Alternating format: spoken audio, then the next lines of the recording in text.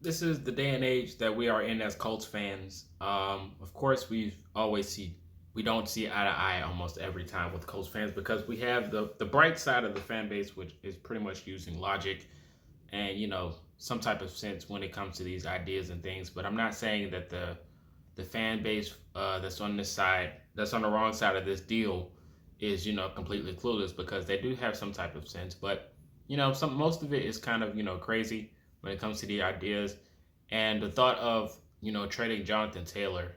It just happens to be dawning upon Colts fan base, which is recent, which is as of recent, getting close towards the draft and getting close towards his contract extension. He'll be a free agent next offseason.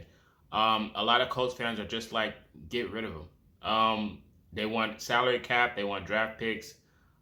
They think that we can get a high volume running back or a duo that can pretty much do the same thing, damage as Jonathan Taylor himself, but just saving money. When it comes to Jonathan Taylor, he's still a top 10 running back in my opinion, because he's just that darn good, and he's a secret weapon, and he's one of those guys that you can't just really give up and give away to for draft lottery. I know he might affect your salary cap, but he doesn't do that much damage when you look at it retrospectively. Of course, he's going to be in that McCaffrey range almost, or Ezekiel Elliott almost, but he's not going to be the highest paid running back. I just can't see it. But he'll definitely be in somewhat of that range. But I do think he'll still have some salary cap space left to work out a few deals. It just depends on how serious your team is. But when it comes to Jonathan Taylor, I do think he's still a dynamic running back.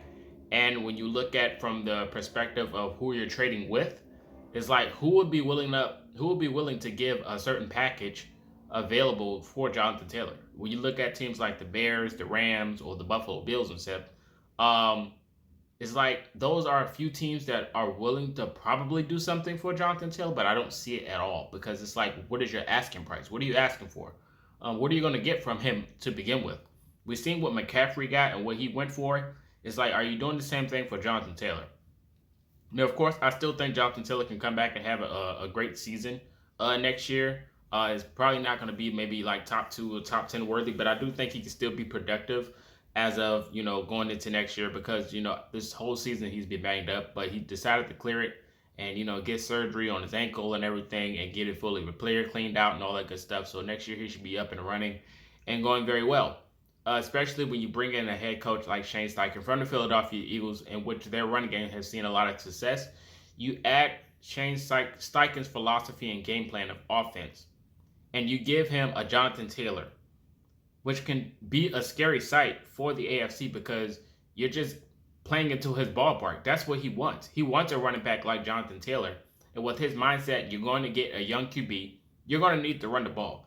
And we know today's football is not run the football to win a game. But when you have a coach like Shane Steichen who can pretty much get a young QB and see success, or a mobile QB and see success, and then you give him a running back who you can rely on to alleviate some of the pressure off the QB, I feel like that's a mastermind or a genius type of move. And that's a power play. So I don't think you should just go out there and get rid of Jonathan Taylor. I do think he's still good use, and I think he will come out next season and have a way better year next year than he did last year. With Shane Steichen, he teaches, he has a good philosophy, he has a good mindset, he's passionate, he knows what he needs to do as the head coach, has a ton of experience, and he's building a good coaching staff. I think the Colts can be in for a very good future moving forward if they decide to keep Shane and they decide to keep Jonathan Taylor and they keep building from there. I don't think this is the time to break down the team. Of course, this was a letdown year last season, but when you look at the team now of what they're doing and what their vision is, mindset moving forward, I do think you keep these pieces and you build off of it. Of course, we keep Gus Bradley, so that's just one of the signs that you need to have as a Colts fan is that they didn't replace the defensive coordinator. And that was one of the questions going into next season. What are they going to do with Gus Bradley? Is he going to stay or is he going to leave with the new head coach? And now that they still have him and they added Shane, in which they have a lot of chemistry and everything with, that's just going to keep building the team. So you don't really have to break the team down and start from scratch. You can just keep building and moving forward, and then you'll be a contender eventually. I'm not saying this team next year is going to go out and win 14 to 12 to 13 games, but I do think you can start building something and have a way better year next year than you did last year. It's just that simple. And one of those ways is not getting rid of Jonathan Taylor.